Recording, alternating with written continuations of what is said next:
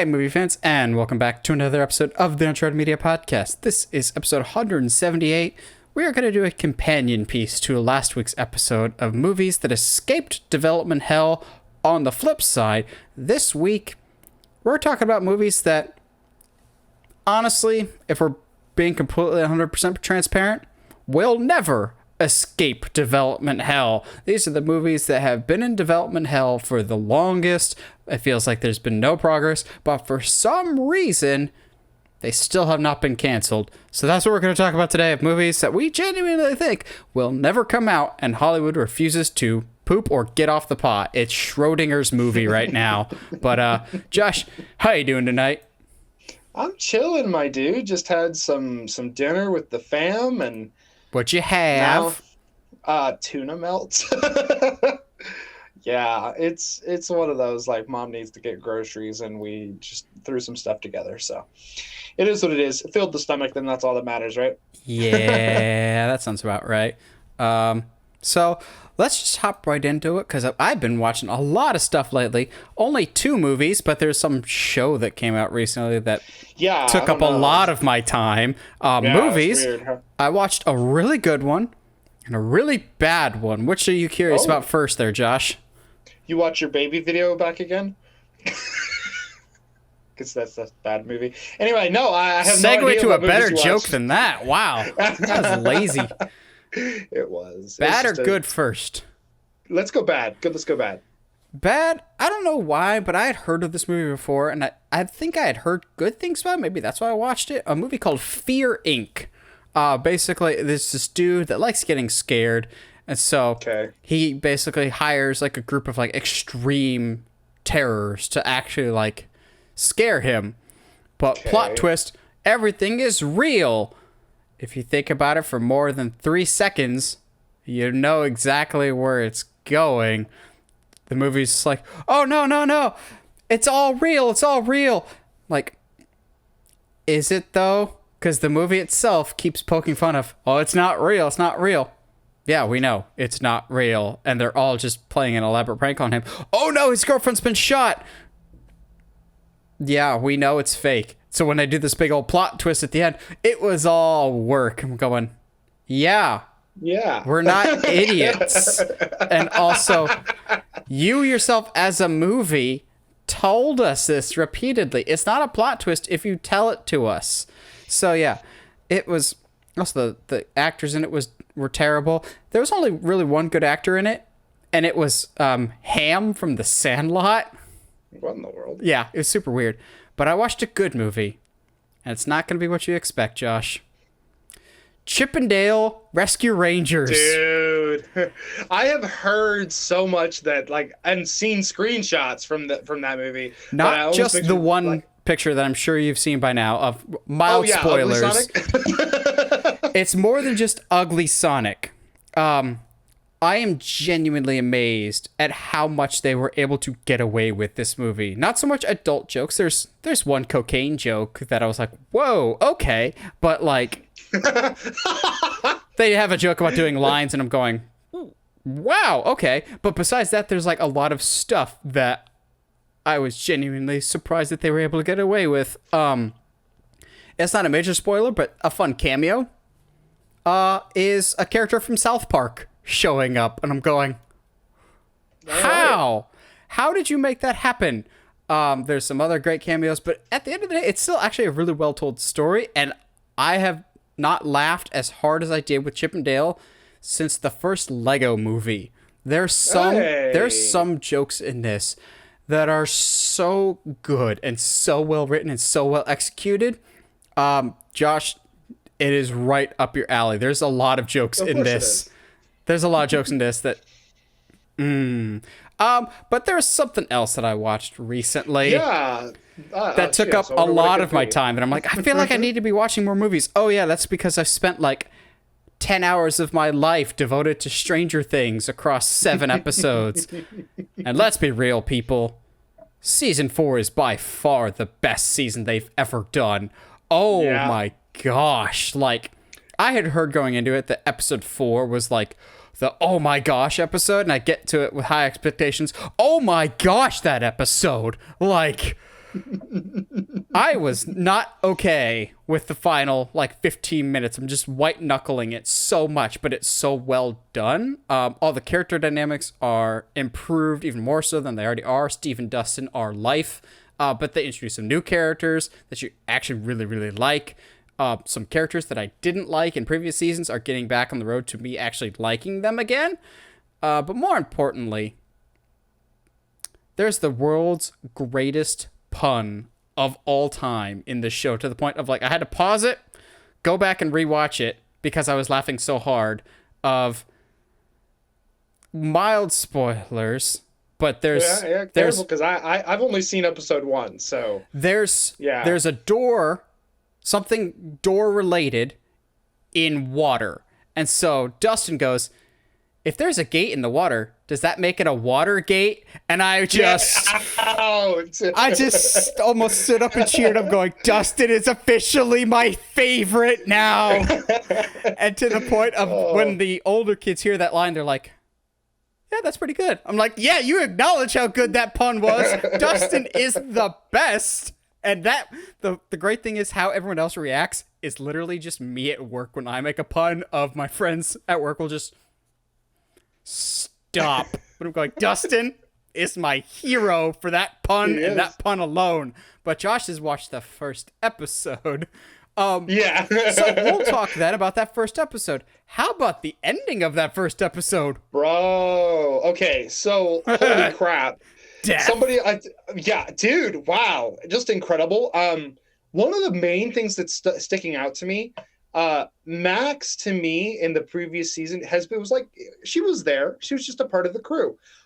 This season, easily, at least in the first episode, might be the most interesting character out of that There's cast. an episode you will love then that Max is the focus.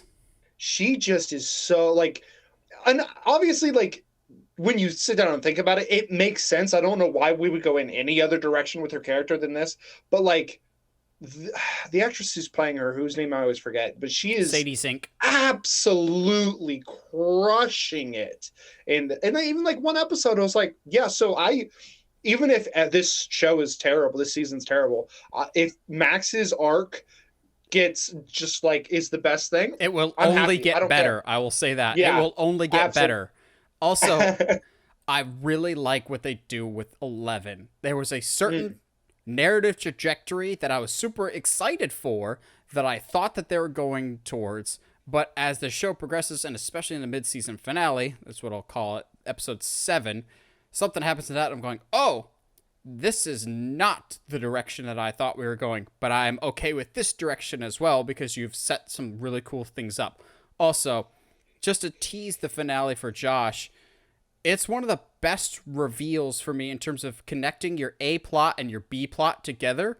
For the most part, it's just like, okay, I get why this is important. I get why this is important. But by the end of the finale, I'm going, holy reveal. That's masterful craftsmanship right there. You just weave that narrative so well. And it's all basically, like, not so much an exposition dump, but by the end of it, you're going, oh, I'm mad I didn't figure that out sooner, and it's so expertly done. But I love that this season managed to balance the humor and fun of season 3 with the brutality and horror of season 1.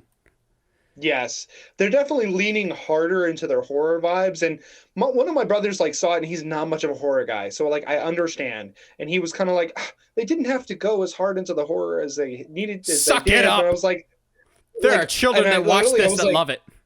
Yeah, like, but, like, also, like, what did you think you were watching, my dude? Like, there's the first 3 seasons are pretty horror vibe-ish. Like, it just happens to be that the baddie in this is more humanoid than before. I so love it's the like, baddie in this so much, dude. Oh, so good. I can't wait to watch more, and I have plans this week to watch more. Yes, but then, like, some other show came out this past week that. Oh yeah, that one that I don't know how I like how it started, but I like it now. Oh.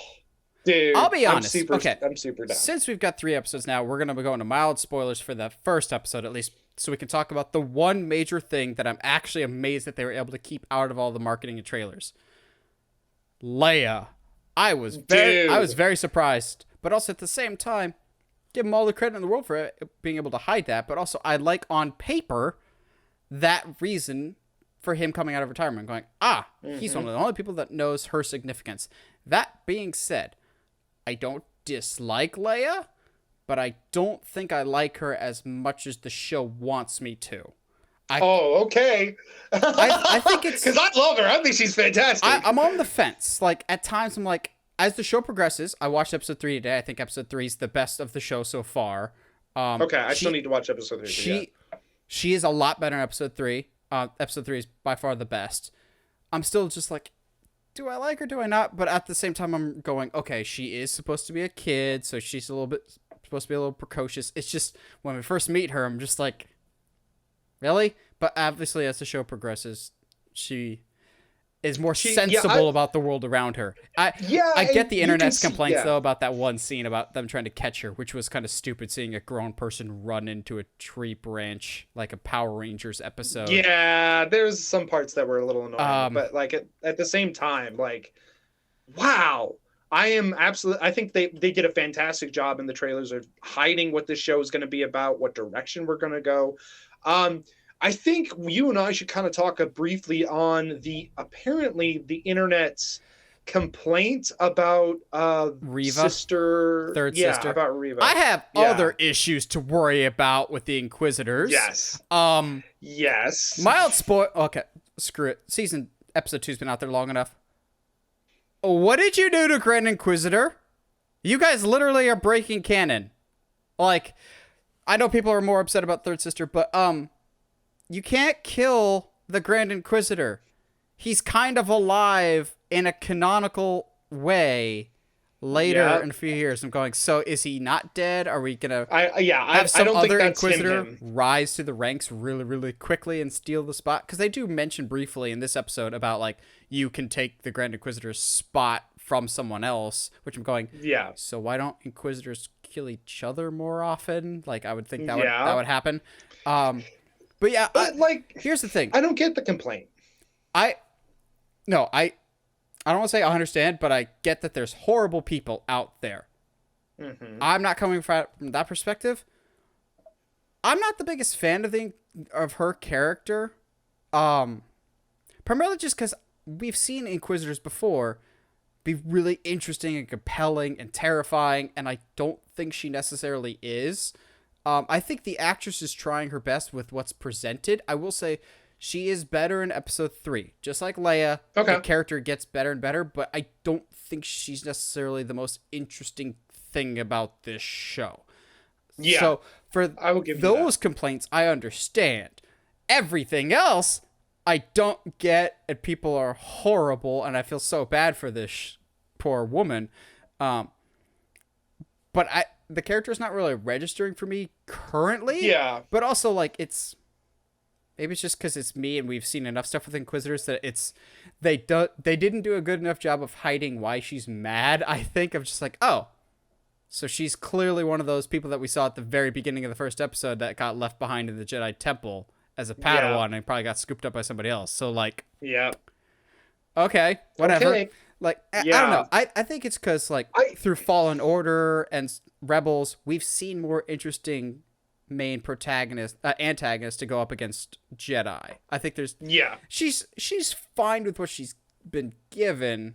I feel tremendously bad for her.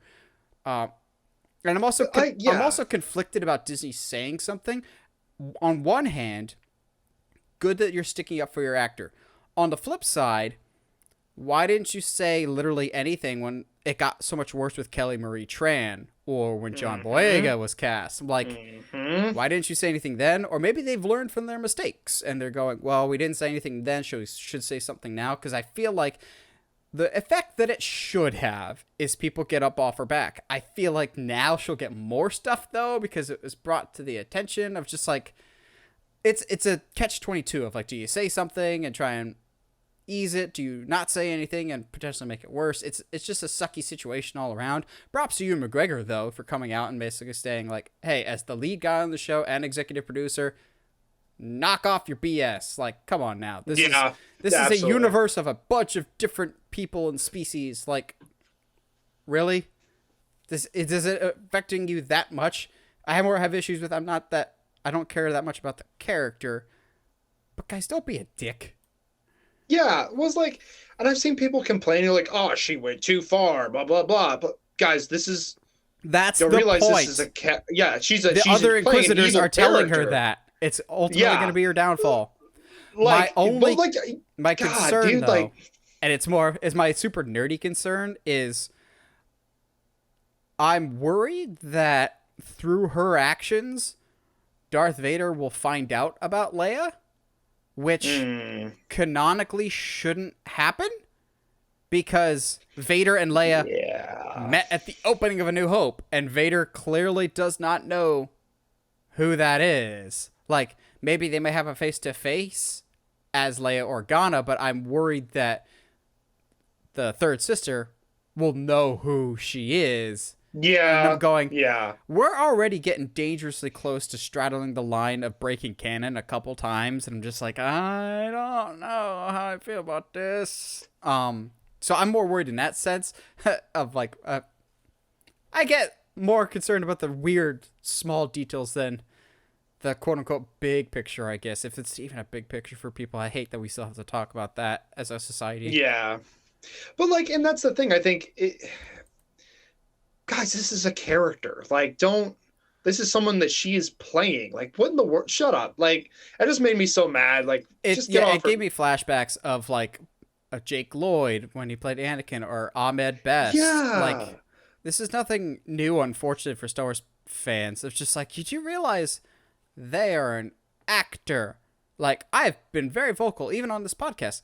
I hated Hayden Christensen's performance as Anakin in the prequels, and I still don't know if I see the value of specifically bringing him back for Obi-Wan, but I would never attack him as a person, because I don't know, I would think I'm a rationally sane enough person to realize, oh, one is a character and one is the actual person. Like, it's not wrestling where the line is blurred so much, looking at you, MJF.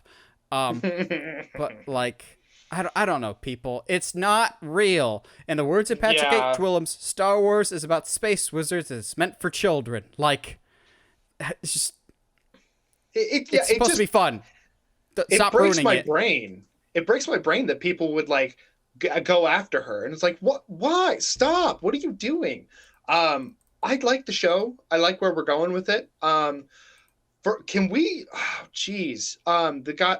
I hate that my brain blanks on names. The guy that's playing Owen. We've talked about him so many times. Joel Edgerton. Heathen.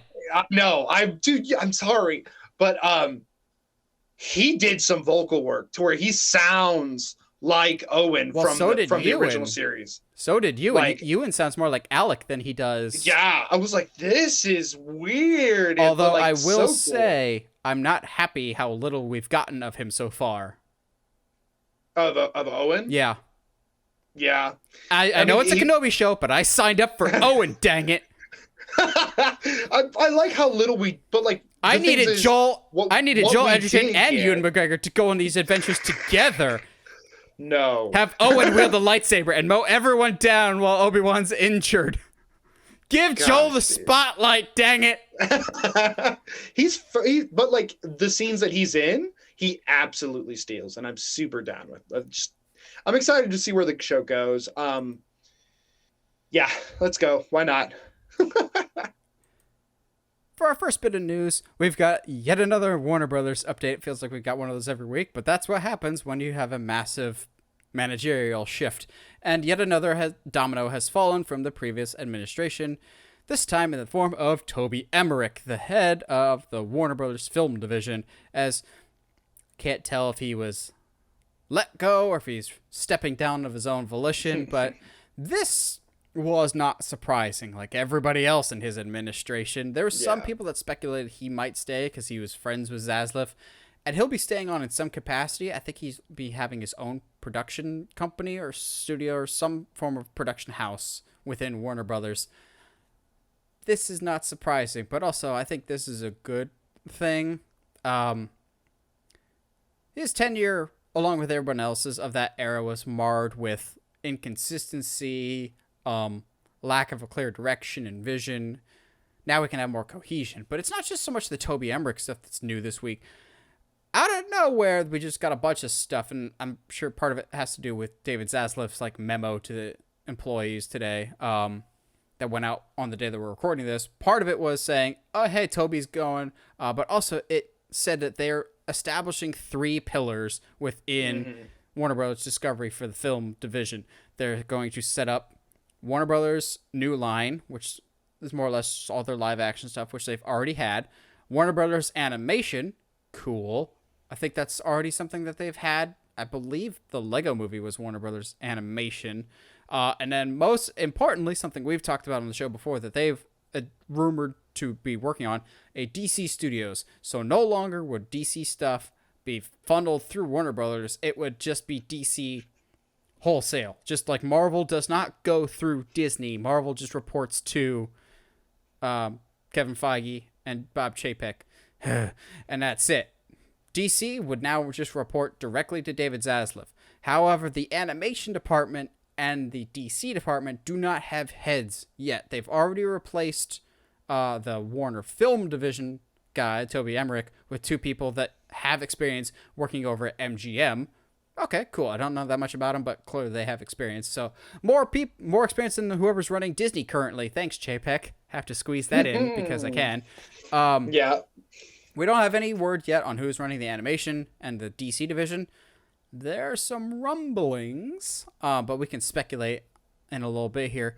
And lastly, for like this kind of Warner update, supposedly David Zaslav has approached Todd Phillips, the director of 2019's Joker, to be more of an active participant in the future of DC in an advisory role, not an executive like executive producer or even the head of DC Entertainment itself, but as an advisor, to which Phillips himself has admitted that he's not a super big comic book fan.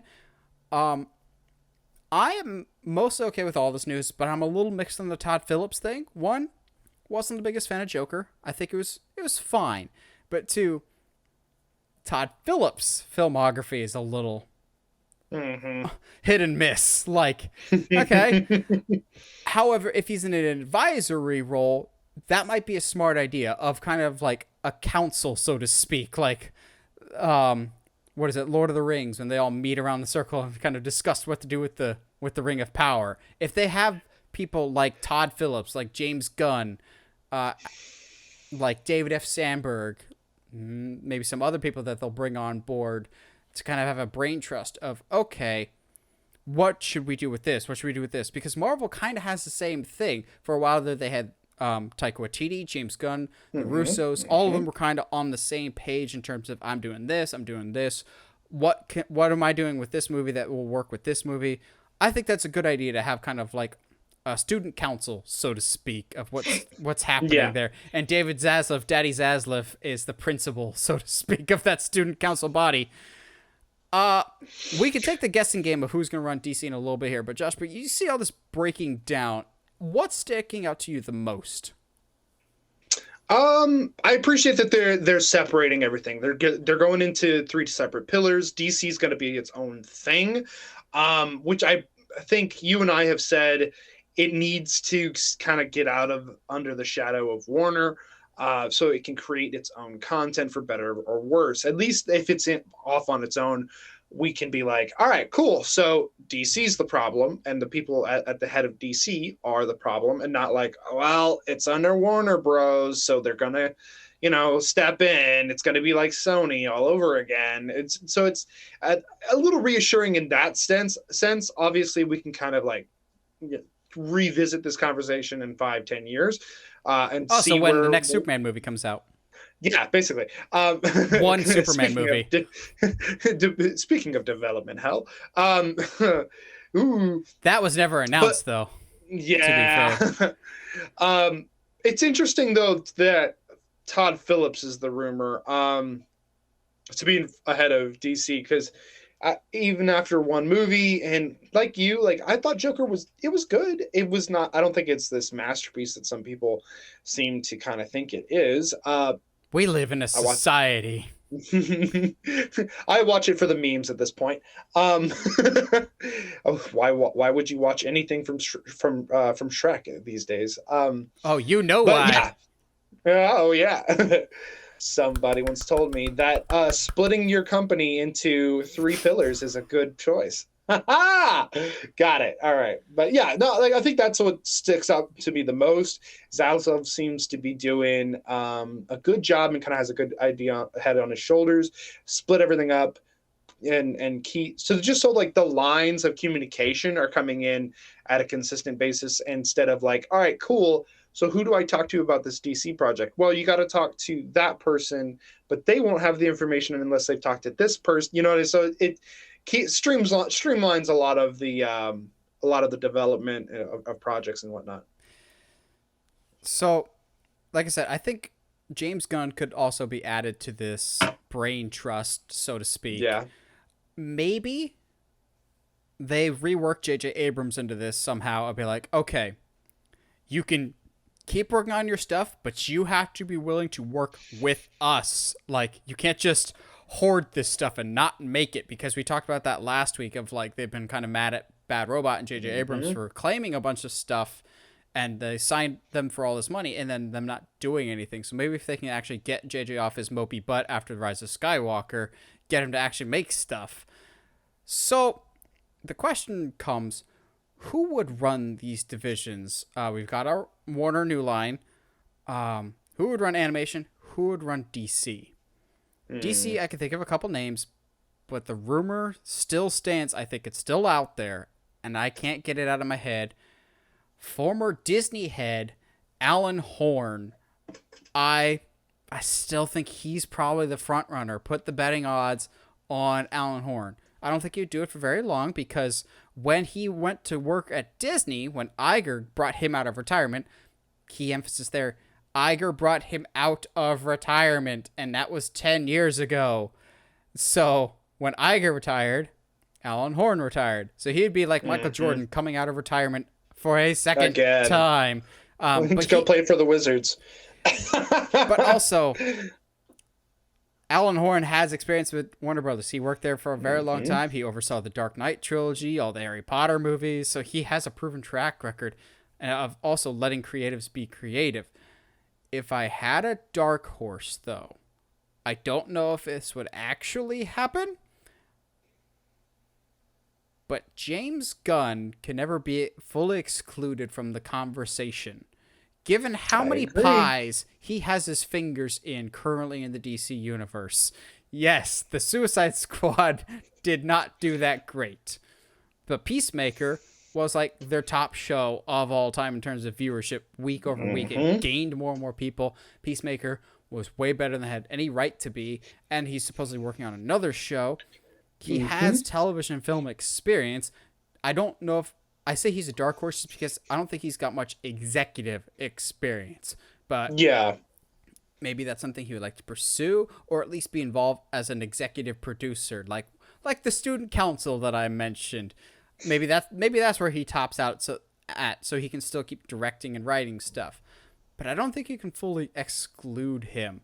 I think Alan Horn is still the front runner, though. And what a coup that would be. Just picture the headline now. Former Disney film head jumps ship to Warner Brothers. Named head of DC. From Marvel to DC.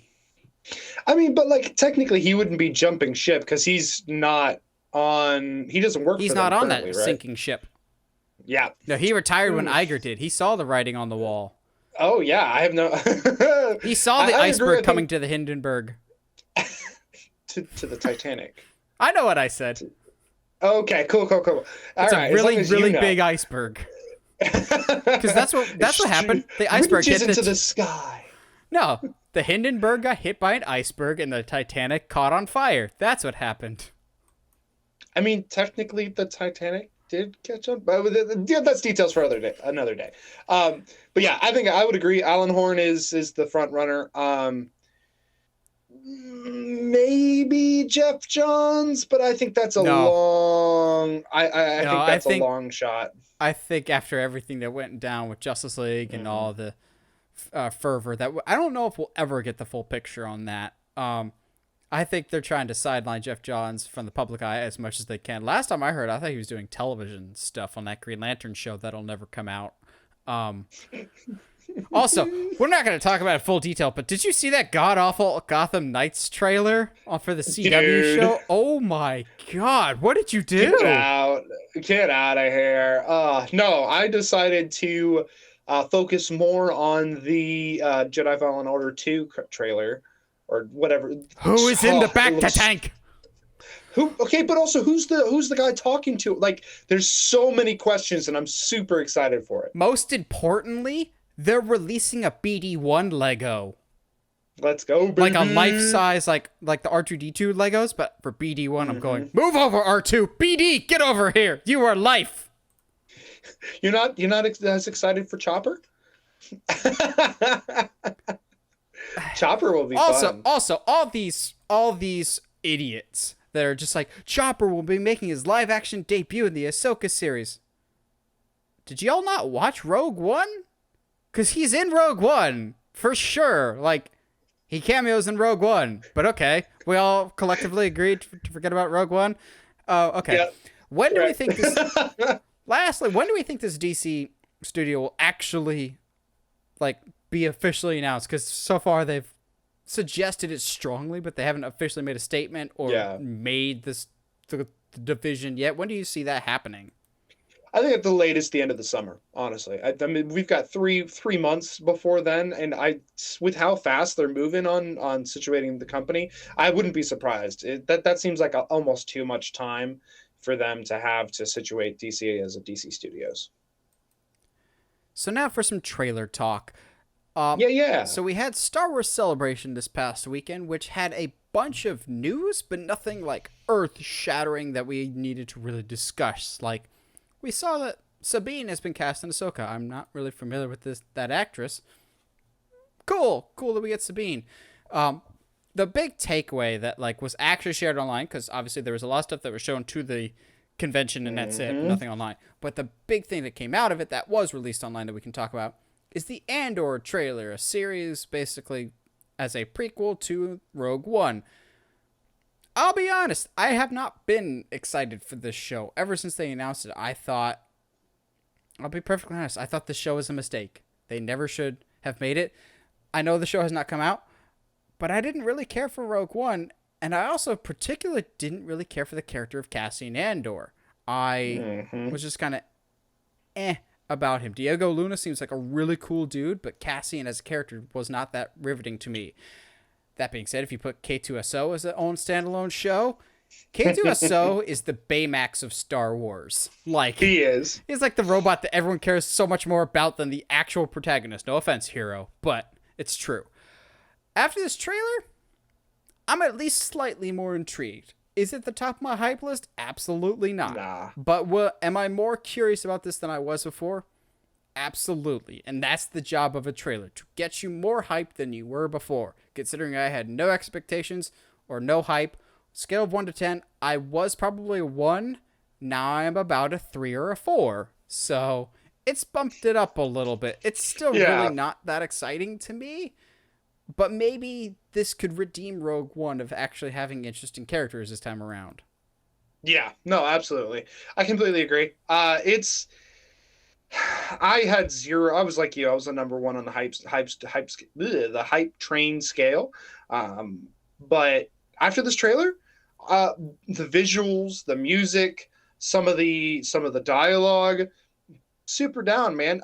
I can't remember. Is this a movie or a Disney TV show? Plus, Disney Plus show that's actually the longest Disney Plus original show so far. It will have 12 episodes. So I'm going, interesting. So since it's the longest, everything's going to be like 22 minutes just to say it's 12 episodes as opposed to correct, like Stranger Things where every episode's like an hour and 15 minutes. So they're just going to really flesh this out. Yeah, my hope is so during COVID, I think all of us did many things and did many movie marathons. Okay. For like my family, my family did a Star Wars movie marathon, starting with the Phantom Menace and kind of working through Phantom. Yeah, that's what I said. You said fandom, which, I mean, the Phantom Menace is also a very accurate statement, too. That is that's how you describe the Star Wars fandom. But started with that, worked our way through, and I will say, as much as I don't like Rogue One, by the time Rogue One ends, and then kind of cap it off with Solo a little bit, as much as I don't like Solo, by the time you're going into A New Hope, you are absolutely amped for the rebellion to actually do something about the Empire. Like, yeah, I've seen the oppression. Let's go. Absolutely. My hope is that this show will replace Rogue One with that like ampage of like, oh, bro, like we see maybe Andor is going from Cassian, is going from planet to planet and seeing kind of the stuff that the Empire is doing to not just like his people, but the people all over the galaxy, and see what, and maybe give more light to his statement that he makes before he kills his informer in Rogue One, of like, look, like you haven't seen what I've seen. So maybe let's have him start out being this pure, like very naive guy when it comes to the rebellion, and having to make some really tough choices that turns him into the guy that we get in Rogue One. To me, that can be very, very interesting. And this trailer has went a long way for getting me at least interested / hyped for the show. Now, is that hype level as high as the Obi-Wan show? No, not at all. But it's still, I like you said, I think I'm going to go up to like a 5 or 6 as far as hype level. So something I would like for this show, and it's always kind of been weird to me with Star Wars that they've chose to tell the story this way, is how is it that once we get to the original trilogy with New Hope and everything else, like everyone seems to forget what life was like during the prequel era. Like everyone like talks about Jedi or the old ways as like it was so long ago. There's 19 years between episodes 3 and 4. Now I get that there's younger cast in that time period of like people in their 20s and 30s. I would like older characters to be like, yeah, I don't know why they're saying Jedi were legends. Like I met them. They were pretty chill, a little weird, but they were pretty nice. Like, it's not that long ago. Like, I don't want to make this analogy, but I will. It would be like, for Star Wars, to say that the Jedi was not a myth or something, it would be like us explaining to a child nowadays something that happened in the year 2000 or 2001, and they'd be like, no, that's a legend. I'm like, it was just 20 years ago. Like, you could see this. I get that the Empire controls the narrative, but I'm like, I don't think people would collectively forget the world that it was that quickly and just be like, it's a legend. Most of you were there to say, no, this is actually how life was. Like, that's always bothered me that, so the world just changed their collective memories, like within 3 to 5 years to say, oh yeah, the Jedi never existed. Like, what? But like at the same time, I think we're dealing with, like, yes, the Empire controls everything, but information is not spread. It's not like, I think it's different from having like a centralized one single planet, whereas like you can totally control the narrative, but it'd be impossible to erase everything.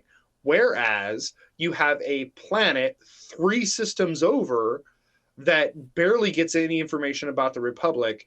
So like it would be a little easier. Maybe they've had over, the last millennia only had 1 or 2 visits from Jedi. Yeah, like to them they would probably be a legend. So I agree, like that it's only 20 years, but at the same time it's like a lot can happen in 20 years. I mean, look at our lives. Jeez. Nothing's changed in 20 years. We still talk about Spider-Man every week, and we're still the weird ones. Speaking of weird stuff. Yeah, Robert Zemeckis really does care more about playing with toys. That works, actually, because dolls. He cares more about modern technology and how to revolutionize technology. Case in point, Polar Express. And he's at it again with Pinocchio. Whatever this is. First of all, I really, really want to know. So people in the comments, please let us know. Is Pinocchio anyone's favorite Disney movie? Like, at all?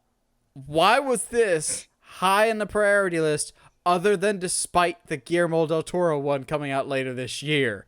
I'm sure Disney was just like, oh, he said no to our Haunted Mansion movie? What is he working on next? Pinocchio?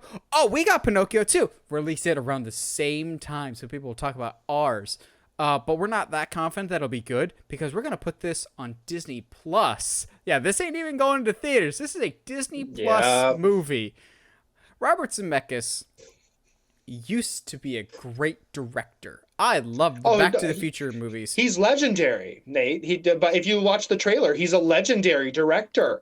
Yes, he's legendary for giving all 90s kids nightmares with the Polar Express and those dead eyes. Like, I know some people love Polar Express. Guys, it does not hold up as well as you remember. And also, like, we all collectively wanted to punch that four-eyed kid in the face. Like, he was just the worst. Just kick him off the train and watch him fall to his death under the icy abyss. Jeez, okay, I don't know about that podcast. Part. Hold on, chill there, buddy. But back to the trailer.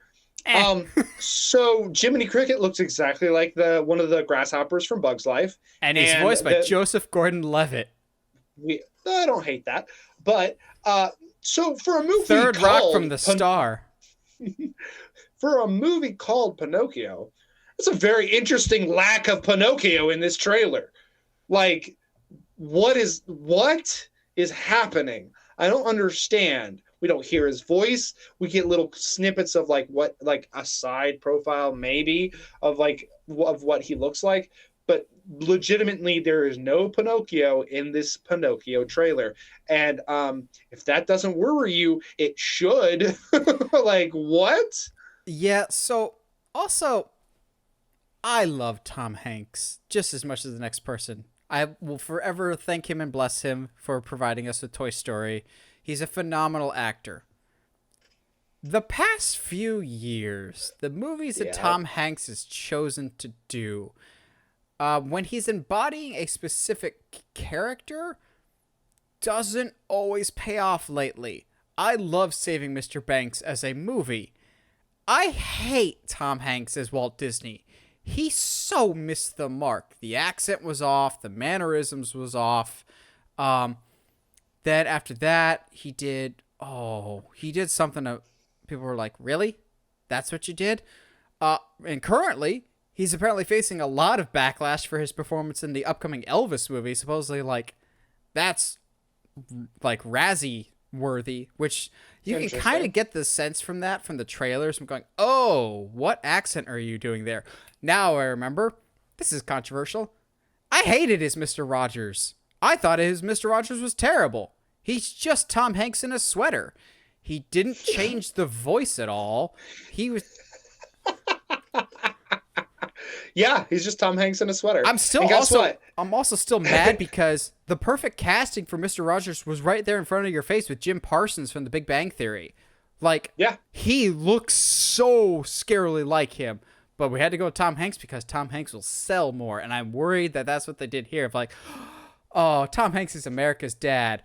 We'll make him Pinocchio's dad and give him that Geppetto stash. Which, that came out wrong.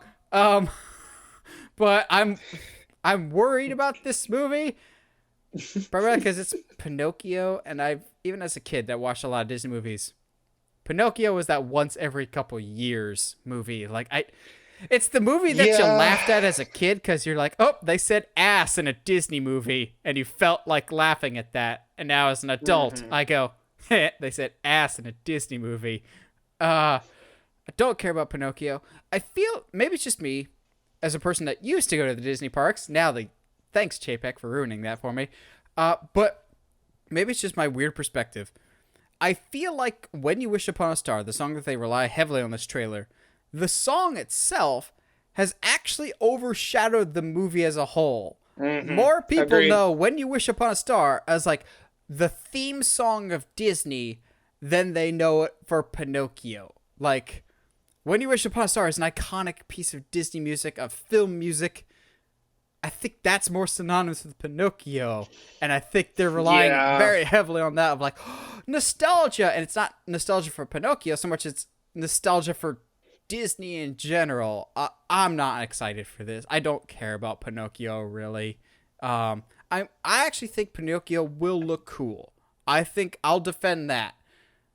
I still don't know if this movie will be good, pretty much just because I don't think the original's that good either. I don't think we're gonna have a Jungle Book situation here. Yeah, no, I agree. I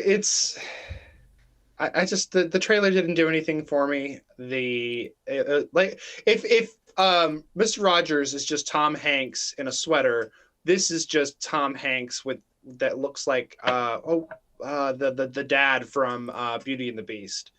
Like that's all it is. Like this. Oh, why am I whatever, blanking dude. on his name? But yeah, I know who could you're care talking less. about. Yeah, it is what it is. I don't care. I think Guillermo del Toro is going to give this story more respect, which is odd to say, than Disney will. So, something that's not Disney, but I'm kind of glad that it's not. Have you ever wondered what Winnie the Pooh would be like if he didn't eat his daily honey? That's what you get with Winnie the Pooh, Blood and Honey. The new upcoming Winnie the Pooh slasher movie. And I'm sure some of you out there going, what? Legally? How is this able to happen? I shall tell you, loyal listener, how this is legally able to happen. The copyright for Winnie the Pooh became public domain January 1st, 2022. So, some cheap frickin' movie studio slapped together an Asylum-style Winnie the Pooh and are just going, what if Winnie the Pooh, but Five Nights at Freddy's? And that's what we've got here. And Disney can't do a darn thing about it, and I kind of love it. I want to see it just because of like the sheer balls of the movie studio that threw this together. There was like, oh yeah, it's in public domain now. Oh, bro, we have the ability to make a pretty good like live action Winnie the Pooh film. Absolutely. Hey, yeah, but what if it was horror? I like that better. Let's do that. Like, oh, bro, It's like the I can't. It's the equivalent of the little brother like waving his hands in Big Brother's face going, I'm not touching you. I'm not touching you. You can't do anything about it. I'm not touching you. I'm free to do whatever I want. I'm walking where I can. So it's public domain in a sense. They can't use Tigger because I believe that came later. And also, like, if it gets too close to the design of the Disney version, then they can't. So, like, Pooh with just a red shirt, no pants, anything else, they can't do that because the red shirt came into play with the Disney movie because he's originally butt naked in the kid's book. Get that out of your head now. So this is clearly going to be very different.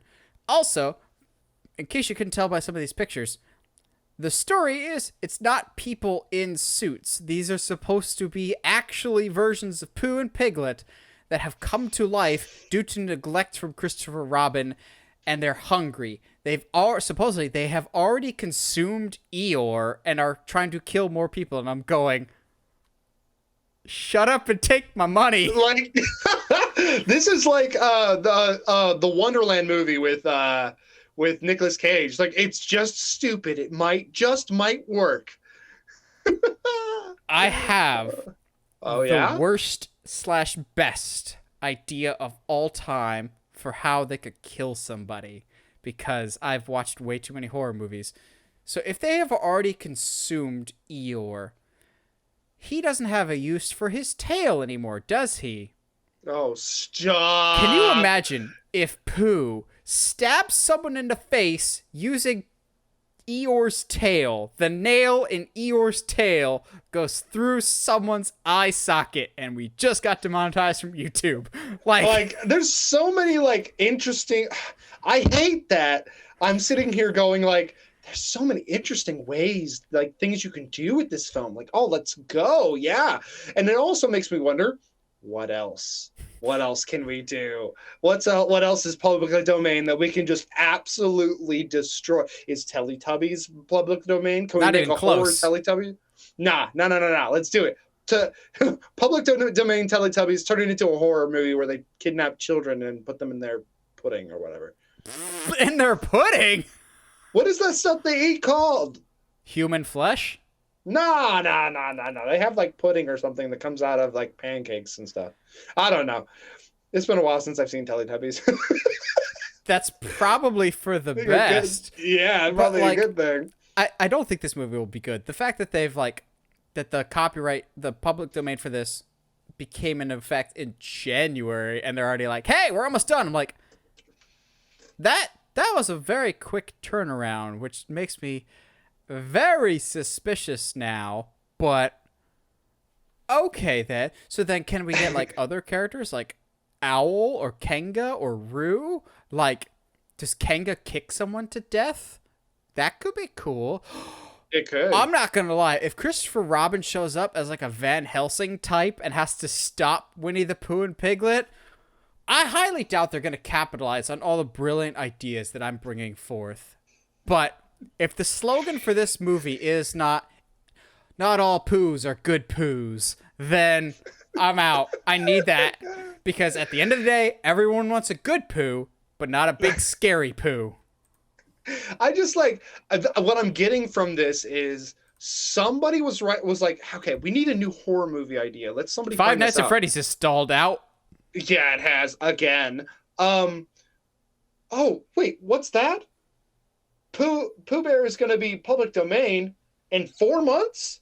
Oh, bro, we can write a script in one and get ready to shoot, and like by the time It's it just comes some out, drunken script writing, quote unquote, retreat.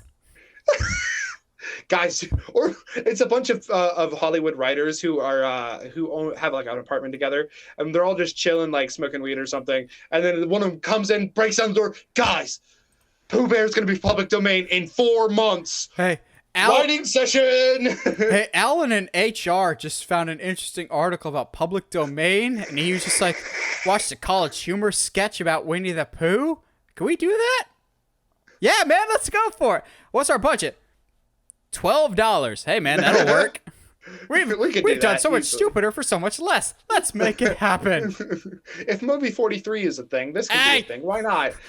We've talked about that movie enough, and by that I mean one episode. That's more than enough. As per usual, this episode is sponsored by TeePublic, your one-stop shop for all things Uncharted Media merch, whether it's t-shirts, hoodies, notepads, stickers, whatever you want with the Uncharted Media designs, both the old and the new. Other fun designs that we have. Go there to get all your Uncharted Media stuff. Now, let's talk about movies that will never frickin' get made, no matter how much they say otherwise. So the qualifications today are these movies have to be officially announced and also have never officially been canceled, to the best of our knowledge. You watch, there'll be some movie out there that, well, actually, in 2018, the movie got briefly canceled, and then it switched studios that have been actively working on a script for about 2 years now. I'll start off just to get it out of the way for everybody listening at home. Where's my Nightwing movie? I understand a little bit more now because of a actual managerial shift in leadership. I understand that now. That's a good excuse. But the previous 5 years that this movie has been announced and just sat idly by, what was your excuse then? Oh, right. You were trying to actively have your DC extended universe, in which case Dick Grayson was dead in that universe. Thanks, Snyder. No matter how you try and justify it, it still doesn't make sense. So this got announced in 2017 with the Lego Movie director Chris McKay attached to direct, and everything that he was talking about with it sounded really promising. Whoever the actor was going to have to go through the most rigorous physical training that any actor has ever gone through for a superhero role, because they really wanted that actor to do their own stunt work, but also would rely much more on the hand-to-hand and the flippy stuff, and going, Ricochet's available. He's already cosplayed as Nightwing enough. Yeah. And he's not busy doing anything nowadays. No, He'll he get a is match. not. He'll get a match once a month. That's an obscure reference for people out there. So that got announced in 2017. Last time we heard was sometime either earlier this year or late last year. They're like, we hope it still happens. I'm going, so that's not an official cancellation, but doesn't sound good, because Chris McKay, maybe a year or two after, was like, I'm going to go do this Dungeons & Dragons movie, then I'll come back and sort out Nightwing. Well, after Dungeons & Dragons, which he left, by the way, he left to go do Chris Pratt's The Tomorrow War. Then he'll come back to do Nightwing. Still nothing, but he's working on a Tomorrow War sequel, so thanks for making a 90s movie in 2020. But whatever. I'm not bitter at all. Yeah, you're not bitter But at the all. chances are better now, because Robin will show up in the Batman 2. Mark my words. If he doesn't show up there, he will get a Nightwing movie spun out of the tremendous success that'll be his cameo in the Batgirl movie, because I refuse to let it die. Nightwing will show up on screen in my lifetime. It just might be on my deathbed, which will be self-imposed by a brain aneurysm from screaming about this so much. I mean, yeah. I put up the Nightwing graphic too late. Yeah, we're all hoping for it, man. I think it's some more than others. Thankfully, I think at this point it's more of a when, not if. So at least nowadays, but who knows what'll happen. Something that basically will never happen is a Metroid movie. Was that actually announced at one point? Oh yeah, and it's had like multiple directors fall out. They've had a full script and scrapped it 3 times. Like, come on. And it's Metroid. Metroid would be fantastic. Makes me think, I forgot, it's not officially on my list, but I'll throw that out there. If you throw a video game one out there, I'll throw another video game out there. Jordan Vogt Roberts' Metal Gear Solid movie.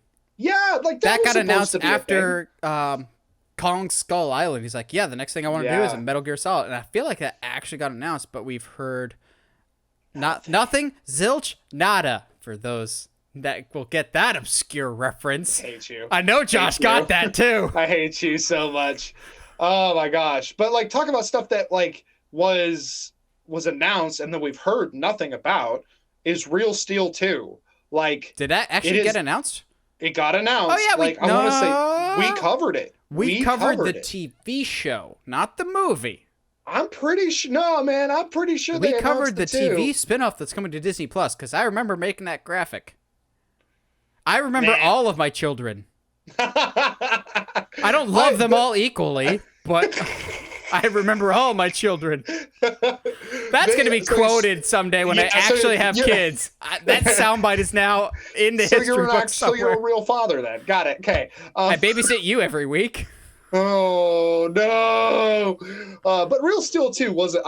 I'm pretty. I've looked it up and I'm pretty sure that it got announced at one point, and we have just never heard anything about it. Hugh Jackman is like, yeah, I would love to return to it, but like nothing. We've heard nothing, and it's one of those movies that I think deserves a second film, because by God, that first one surprised everybody. Just didn't necessarily do well because everybody was like, oh, it's just Rock'em Sock'em Robots, but it's not. Whoever is the marketing team for Sean Levy movies, just across the board, really needs to be fired, because yes, like Night at the Museum, that first one deserved to do a lot better than it did. I know it spawned a trilogy, but like Night at the Museum was a lot better than any right to be. Free Guy was okay, was really good actually, but the marketing campaign was mostly due to Ryan Reynolds like bolstering it from the ground up and really just putting it on his back. But as he does with everything that he's in, just in life, basically, he makes everything better. Yeah, absolutely. What else you got? A superhero movie that's been in development even longer than the Nightwing thing, because there's a lot of those actually, that I feel like this has been dead for a really long time, but no one wants to pick the carcass up off the street and put it in a trash can. Justice League Dark. Oh my gosh. Why do I feel like I remember hearing about this? Wow. Yeah, this thing is dead. That thing's been dead for a while, my dude. They've never officially canceled it No, because they supposedly the latest on that is J.J. Abrams and his team is quote unquote working on it, and I'm going, sure, Jan.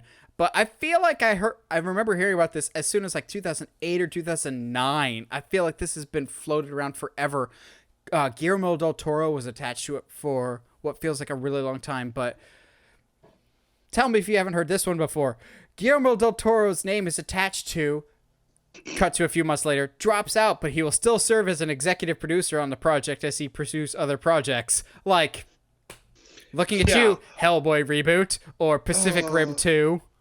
Don't hit me with the Hellboy reboot. No, that makes me so sad. I just always want to bring up the Hellboy reboot any chance I get because Josh was so excited for that and was so sure that it was going to be good.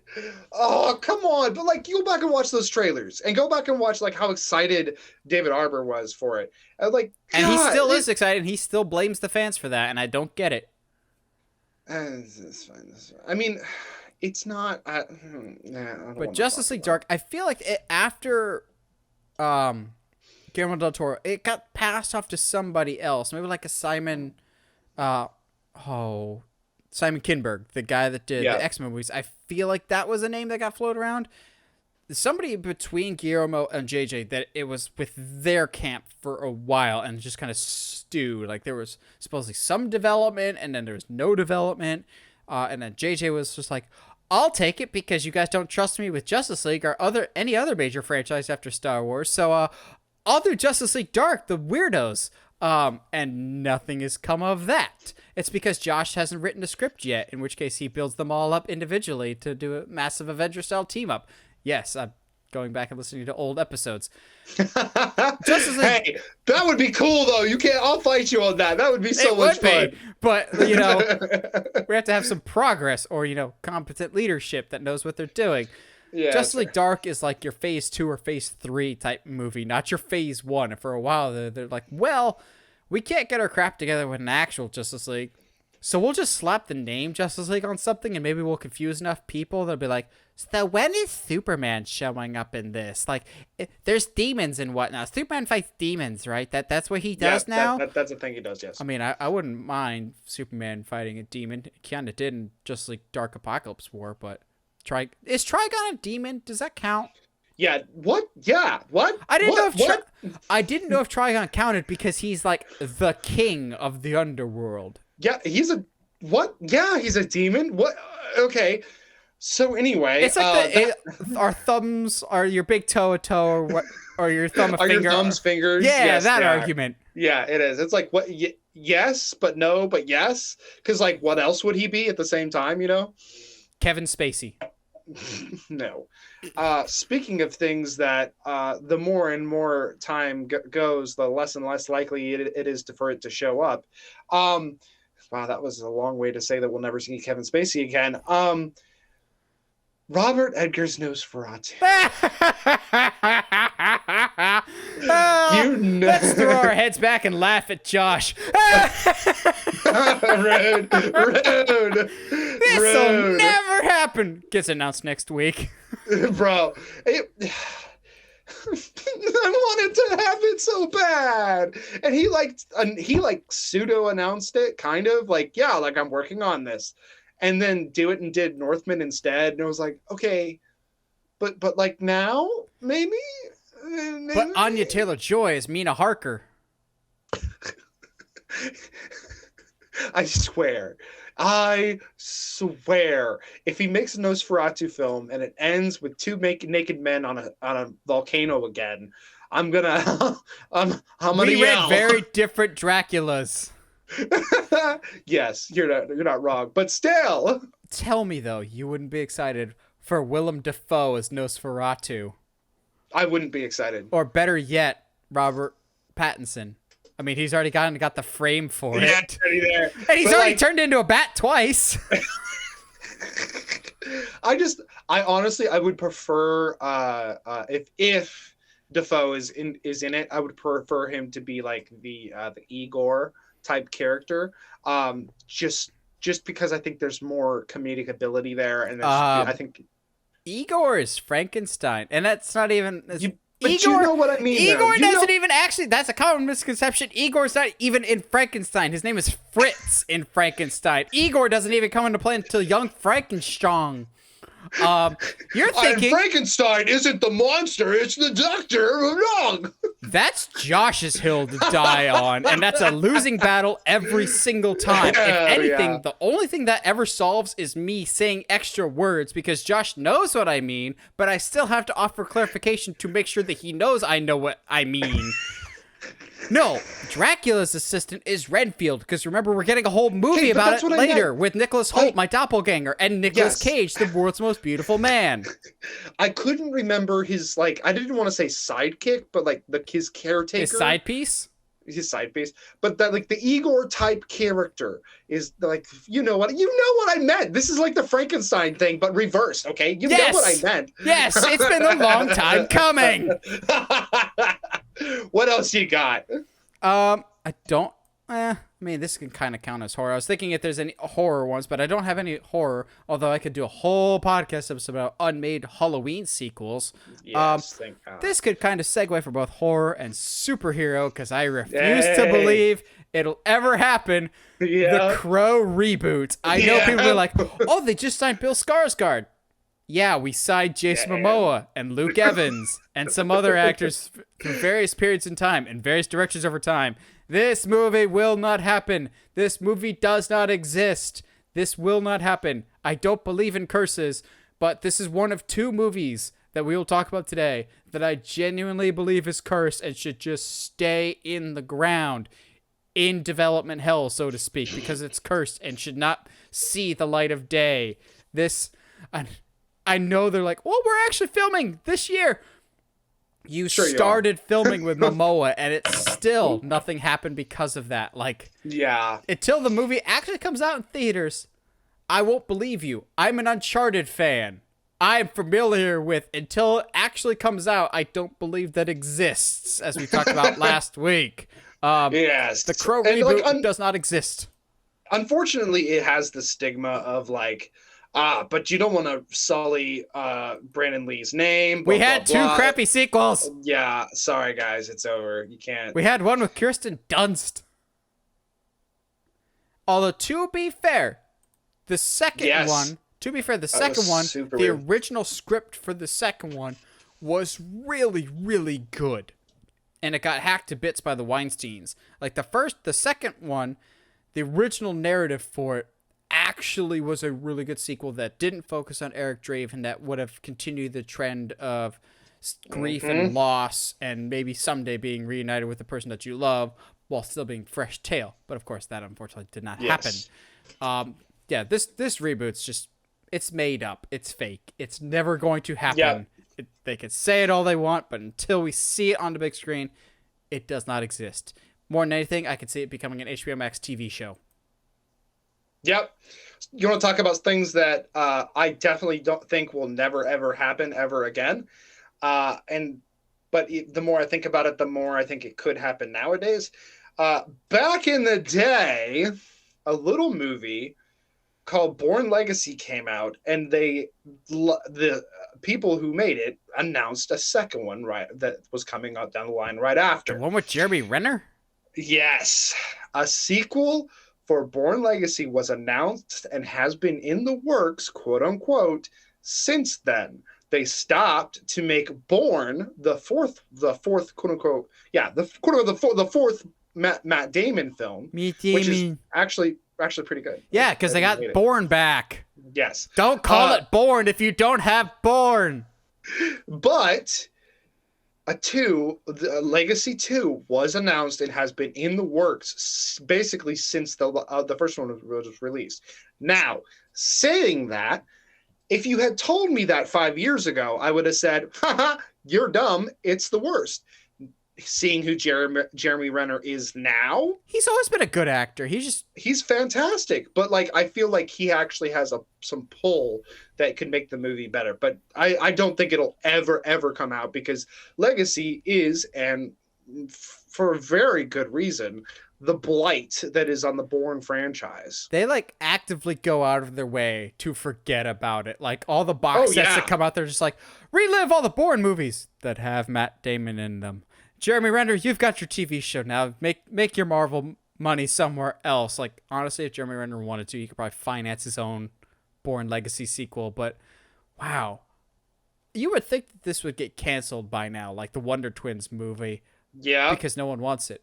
But this is, I feel like some of these movies that we are talking about, they're just stuck in development hell because no one wants to officially cancel. Yeah. And they're like, well, we'll keep the candle burning. We'll leave the light on for you, like Motel 6.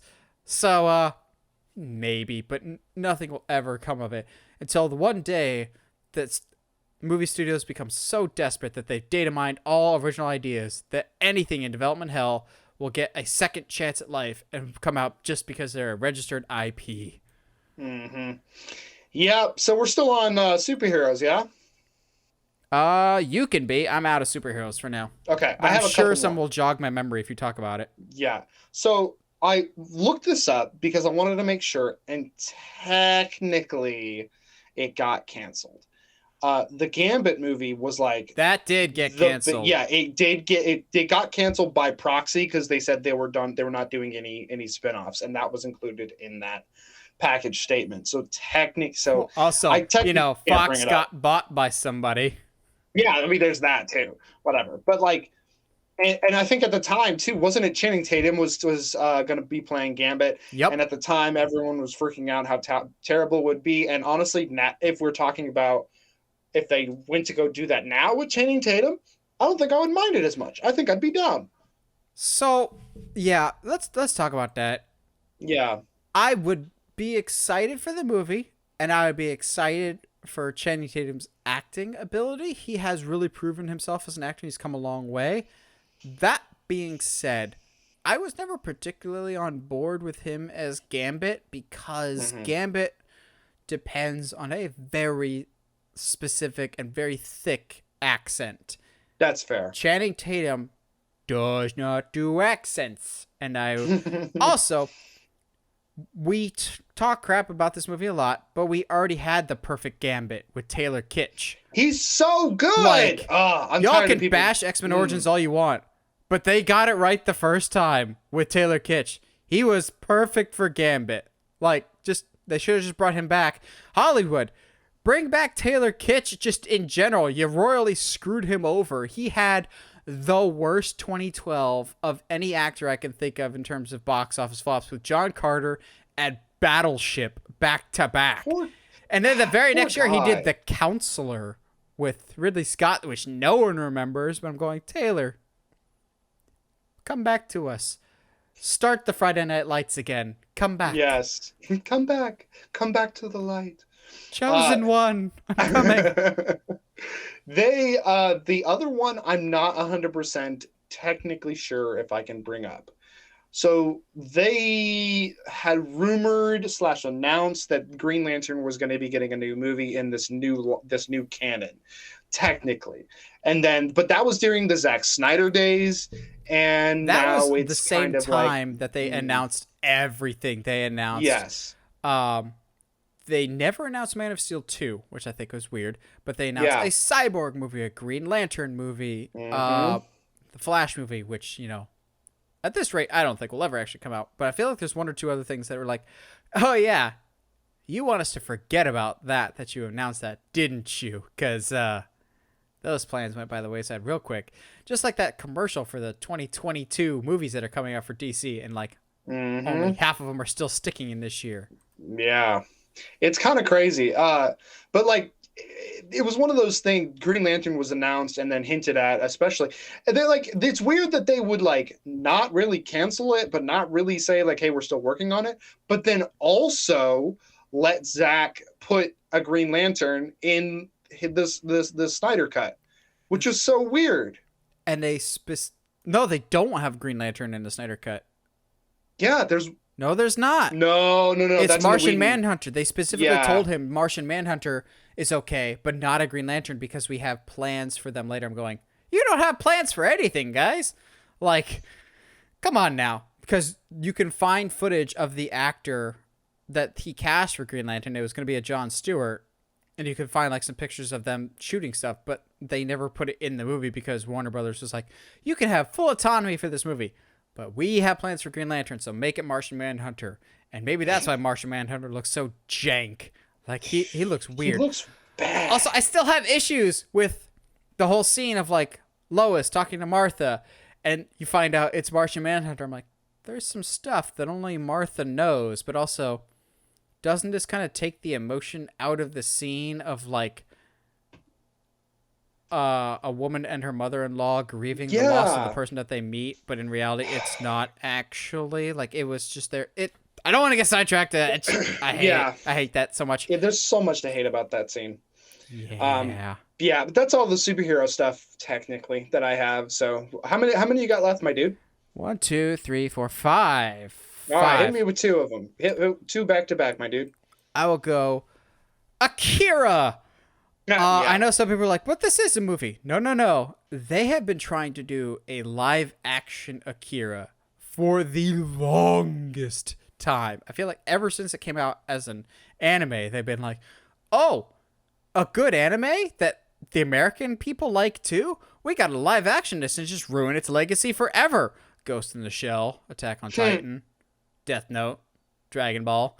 But thankfully, this has not come to live action yet. The last we heard about a live action Akira movie was Taika Waititi was attached to it, but then he dropped out. The project is still kind of floating around somewhere, but he's like, I would love to come back to this someday. But he got a better paying gig with something called Star Wars. Yeah. It's supposed to come out next year, which maybe Disney sees him as the savior of Star Wars. Which Who knows? I'm still a little annoyed by that. They're like, oh yeah, this will be set post Rise of Skywalker. I'm going, stop going forward. Go backwards. Like, stop insisting that we have to go to this time period. You made a mistake. Go back in time. So do something fresh. I know something fresh scares you, Disney, but you were capable of doing that at one point. You're not anymore, but you used to be able to do fresh ideas. Send Star Wars back, not forward. But yeah, Taika Waititi was attached to Akira for a really long time. I feel like James Cameron was attached to Akira at one point or another. Like early 2000s, maybe. Yeah. You know who was attached at one point was Christopher Nolan to do Akira. I vaguely remember that. That's so weird. That's like, and I think I didn't put this list on the list for the reason you mentioned. I was like, no, they made an Akira.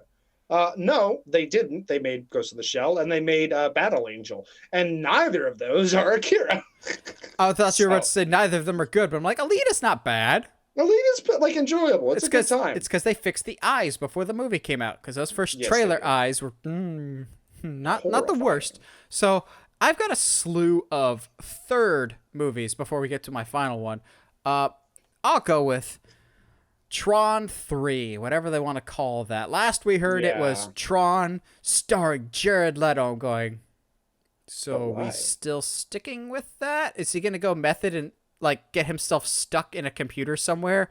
Or because he can't find a computer, he's going to get himself stuck in one of those little claw machines that you see kids get stuck in?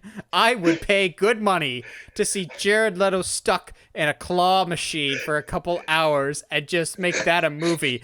Tron stuck in the grid. The news reporter comes like, how did you get here? And he just looks the camera dead in the eye and just goes, I got morbed. I have to go back. Like... Oh my gosh, the way that Morbius was so bad that it's turned into a meme is just everything I needed. But like even before Jared Leto boarded this like newly revitalized Tron 3, ever since Tron Legacy came out in what, 2010, 2009-ish, people were like, oh yeah, we're making another one. Or maybe not. We don't know, because Tron Legacy didn't make as much money for us as we were hoping, and apparently the brand recognition of Tron isn't as strong as we thought. Tron is a lot like Blade Runner. They're incredibly revolutionary for the sci-fi genre, but they're not as culturally relevant as diehard cinephiles like to think that it is. Like, yes, you're diehard movie fans and that weird cousin that only reads Orson Scott Card books of course, knows what Tron is, but the general population probably doesn't care. Also, shout out Ender's Game. Yes, I made that reference nowadays. Love that. Love that. Oh my gosh. I need to finish reading the books. I have Game and Shadow, and I've been meaning to read both of them. Also, of all sci-fi authors, I brought up Orson Scott Card, the nicest of authors, clearly. There's so much weird stuff that's not getting made, man. Do you know about the literary classic that is The Alchemist? That sounds like a VeggieTales episode. No, but it is a classic. If it's a classic, why haven't I heard of it? I read. You're not well read. Wow. That's not true. I take it back. Wow. But it's very interesting. The book is translated into English, so it's like from Spain. It's not like so subtitles. Yeah, I got subtitles in my book. So just words on the page. Got it. Okay, I heard. But like it's a story about a guy who like leaves his life as a shepherd behind to go finally visit Egypt, and like meets a bunch of like spiritual beings along the way. Jesus. Yeah. So Life of Pi. Basically, but it's not even. Like, did you see Life of Pi? Life of Pi. He's stuck on a boat. Okay, sure. Yeah, and the stuff that he encounters along the way. Yeah, and his mother's potentially eaten and killed. Like, yeah, that's not symbol. There's no symbolism in there. No beings. Yeah, I'm still trying to connect how Life of Pi is connected to a it's shepherd. Story about it. No. Don't worry about it. We'll figure it out. Anyway. Here it is. How have you guys stuck around with us for 178 episodes? I know, right? Okay, so we have no idea what we're talking about. Never. That's the fun. But so if Life of Pi is this like mushroom journey of being trapped on a boat, right? I'm having a mushroom journey right now. Yeah, you are. Then The Alchemist is this weird. I love, for those that are watching, this like motion that I've got going is fantastic, right? So, it's The Alchemist. He's got the Sean Evans Hot Ones hands, basically. Oh, I love that reference. That's got to be the most obscure reference today, even more so than nothing, zilch, nada. Gosh, dude. Anyway, script for a movie was announced way back in the 80s and has been tossed around from studio to studio get us back on since track. then. Yeah, no problem. That's what I'm here for. Talking about a movie about a journey, and I've journeyed back to the point. All right, so yeah, The Alchemist is a thing that happened. Which also or didn't happen. Just a quick bone to pick with stupid people out there that clearly don't read or aren't intelligent. You know how, like, when you're scrolling, like, Instagram, they'll be like, here's a video or thing that we think you might like, or like I suggested. So it's the stand-up comedian that's just like, you ever notice how Star Wars and Harry Potter are the same book? I'm going, you're a freaking moron, aren't you? He's like, it's an orphan that gets raised by their mean uncle that's got special abilities. I'm like, yeah, it's called The Hero's Journey. Sure, it's an arc, bro. What? That's not. You're not clever for making that observation. You just scrolled Reddit for more than 5 minutes, or went to school, or didn't go to school and just have your own cognitive process. Like, you're not clever. Get better material. Stand-up comedian that I will never meet or interact with. Like, actually use your brain, like Bo Burnham. Continuing on my train of thirds. Choo. Sherlock Holmes 3 has not officially been canceled yet, and I don't get why. The last one came out 2011. Sherlock Holmes: The Game of Shadows was 2011, and we've still had no progress. They're like, oh yeah, we're going to have Guy Ritchie back. Guy Ritchie dipped to make King Arthur, Legend of the Sword. It's a fantastic movie. Totally worth it. It is a movie that was made. Thankfully, he redeemed himself in making Aladdin, and then he made The Gentleman, which is on my queue, and I'm going to watch it sometime soon. It's fine. But then Dexter Fletcher, who directed Rocket Man, was attached to it, which I always thought was kind of a weird pairing of, we go from great British icon Elton John to great British icon Sherlock Holmes, the rocket scientist. Now we're cooking with gas there. Now we're cooking with peanut oil. But this is not Chick-fil-A, but okay. Duck Dynasty, but sure. But like the common excuse is like, oh, Jude Law's super busy. Robert Downey Jr. understandably is busy. Well, he's not busy anymore. What's your excuse now? Jude Law's doing some stuff with Star Wars. Cool. They're a lot less busy now until, Robert Downey Jr. makes some movies that don't do financially well, and then he begs to come back and join the MCU like he always does, The Judge. But, come on! I want this! I like the first one a lot for a while there before I watched more movies in my life. Sherlock Holmes was one of my favorite movies of all time, and then I got an actual movie palette. I still like it a lot, but I still look back and go, how was that my favorite movie ever? It's good, but not like... That's like not saying like, your favorite food is sprinkles. Like, it's good, but like... Sprinkles as the best thing ever? Sprinkles! Okay. Sprinkles or Jimmy's? Which one do you say? Sprinkles. Okay, good.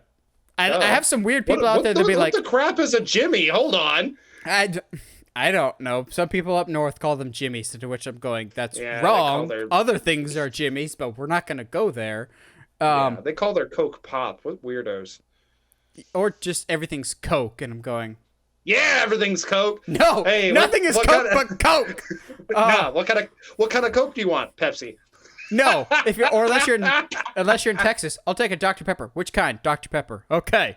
Got it. My other third that they claim is still happening, but your lead actor saying, yeah, that's not happening, is National Treasure 3. Yeah, okay. Jerry Bruckheimer and the producer and everybody are like, oh yeah, we're still actively working on the script. We're still figuring it out. And Nicolas Cage is going, the heck you are. I'm not doing this. You left me high and dry when I got bankrupt. And you guys just left me to dry and didn't offer me any movie roles. You didn't try and help me out at all.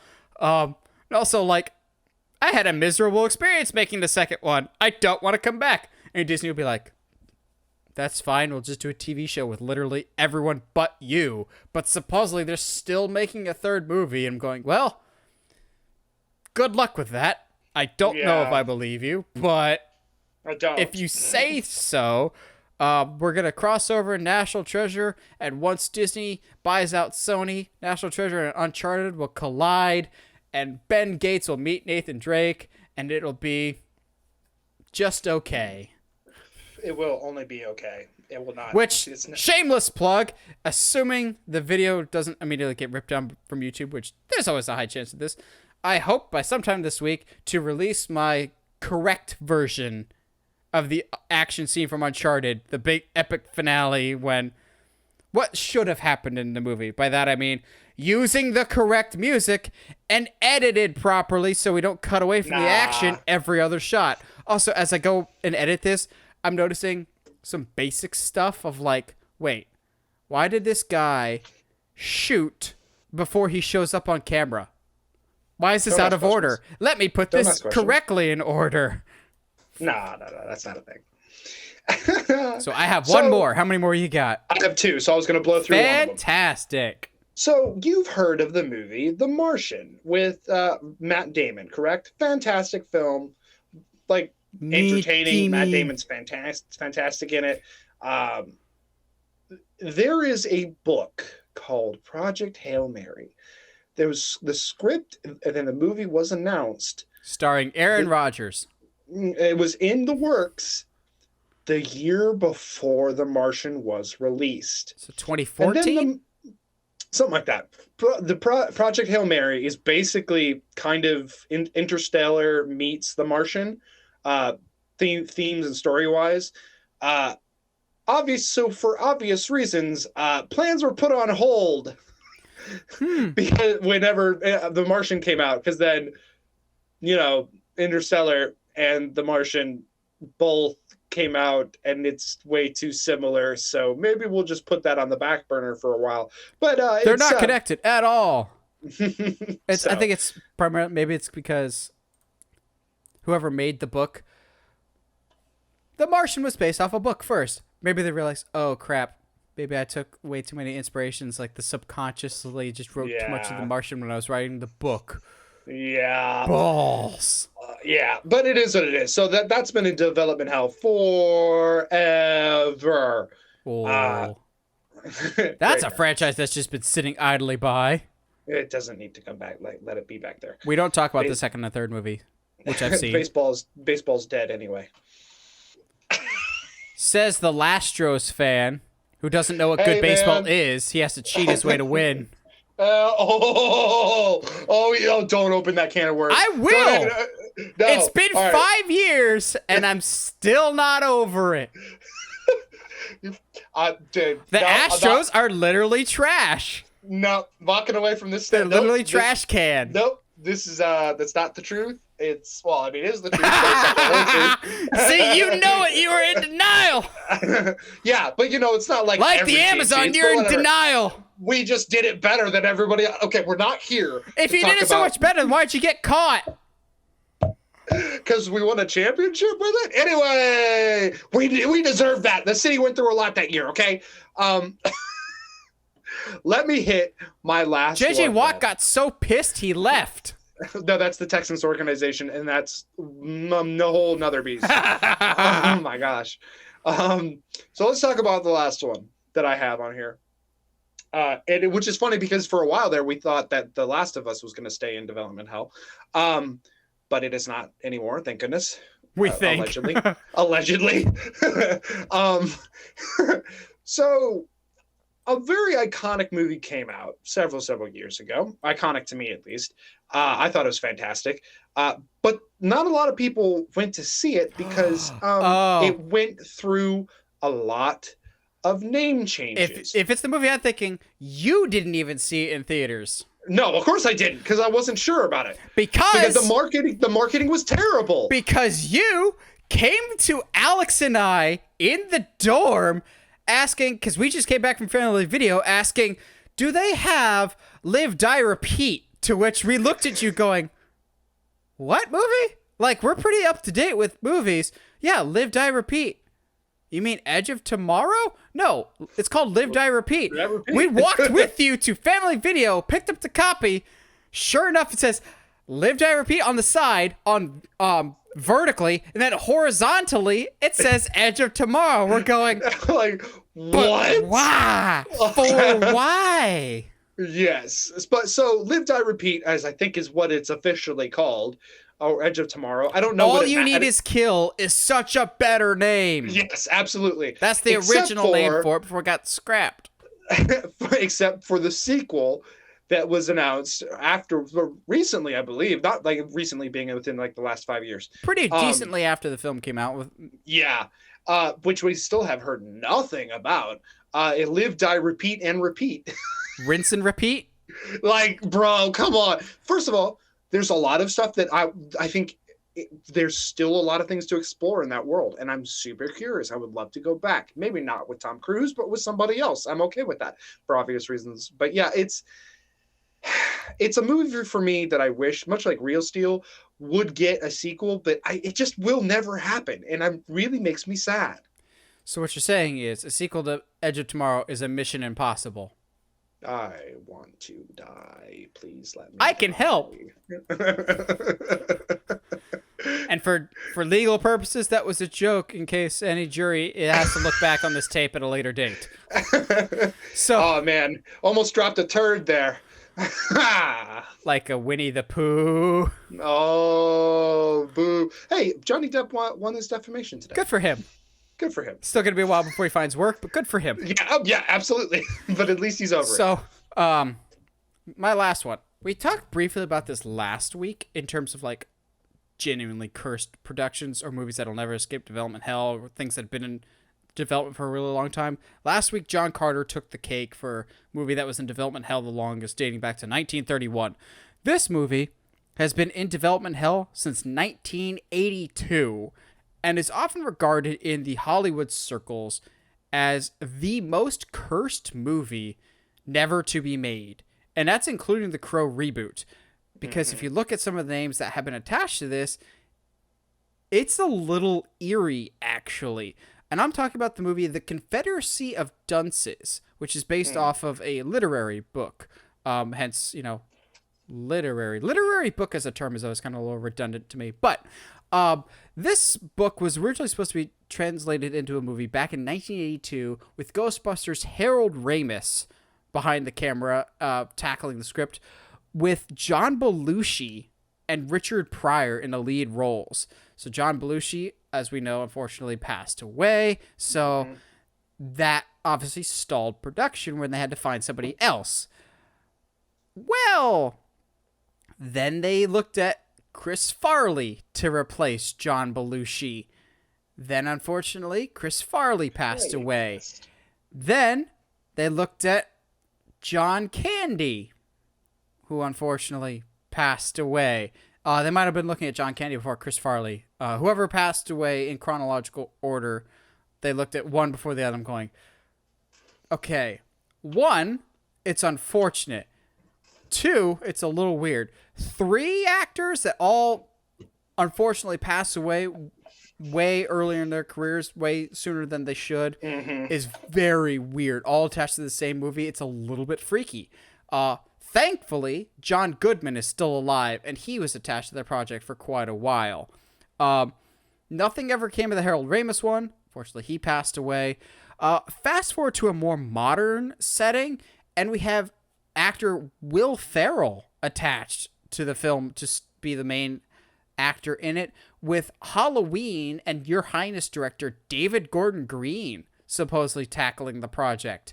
Which supposedly the David Gordon Green incarnation of this movie is the closest it ever actually came to coming out of like having a completed script, getting some pieces together, but nothing came of it. Supposedly that's the closest. The latest rumblings we've heard is at one point or another there was different attempts with names like Jack Black and Zach Galifianakis, but nothing's come of this. However, it's never officially been canceled. I think it's just grit and determination at this point from studios going, okay, we will be the ones to figure this thing out.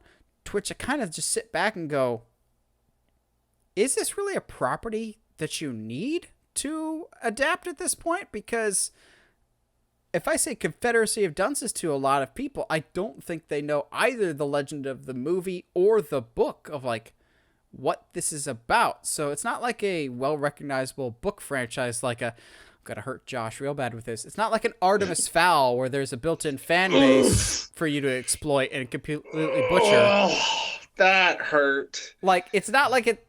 I'm sure there's people that are familiar with the book, but it's not like one of those people would be familiar with it, like Artemis Fowl or Percy Jackson or rebooting Sherlock Holmes type of thing. It's getting to the point where it's very obscure. Like, why have studios hung on to this for so long?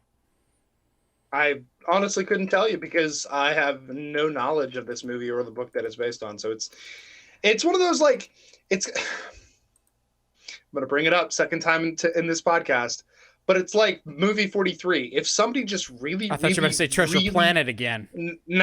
Treasure Planet's amazing. I don't know what you're talking about. But like movie 43, like when somebody just really, really, really, really, really wants to make it, they'll just bide their time. And at a certain point, again, much like movie 43, does this movie need to be made? Does it really? No, there's better options out there. Absolutely. Well, what do you guys think? What are some movies that you either heard about, were rumored, or even officially announced that genuinely you think will never actually come out? The Flash movie could be in that consideration at this point, I think.